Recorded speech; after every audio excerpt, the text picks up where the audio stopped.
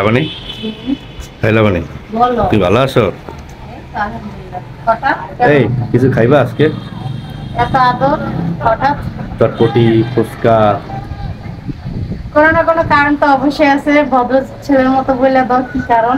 আজকে কিন্তু দেখো আকাশ কিন্তু বৃষ্টি, হ্যাঁ ঝড়ের মধ্যে সারাদিন বৃষ্টি হচ্ছে। তা এখন দুপুরে কি আয়োজন করা যায়? একটু খিচুড়ি করা যায়, খিচুড়ি। তার জন্যই তো বলি কেমন আছো, কি খাবা, চটপটি। এতদিন খালি আমি বললি চটপটি ফুচকা খাবো, তখন তো খাওয়াও না। আর যখন নিজে খিচুড়ি খেতে মন চাচ্ছে তখন তুমি আমার চটপটি খাইতে চাচ্ছ, চটপটি ফুচকা খাইতে চাচ্ছ, তাই না? আচ্ছা ঠিক আছে, তাহলে খিচুড়ি করি। তাহলে একটা কাজ করি, মুরগি আছে ফ্রিজে, মুরগিটা বের করি। হ্যাঁ সত্যি? হ্যাঁ তাহলে ভাই প্লিজ। ওয়াও, আজকে হইলো বৃষ্টি দিদারে সিজন।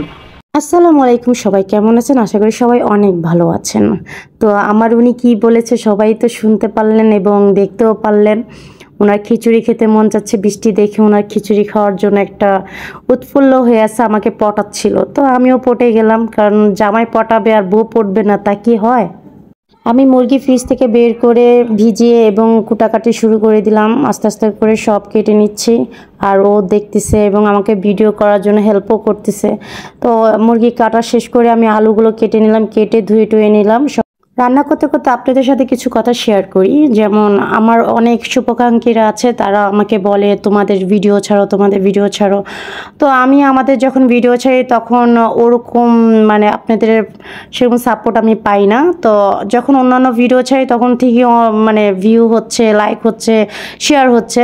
বাট আমি আমাদের নিজেদের ভিডিওটা অবশ্যই আমি আশা করি আপনারা ভিউ করবেন এবং শেয়ার করবেন, লাইক দিবেন এবং কি ফলো দিবেন। আমি চাই আপনারা আমাকে আমার পেজটাকে ভালোভাবে ফলো করবেন।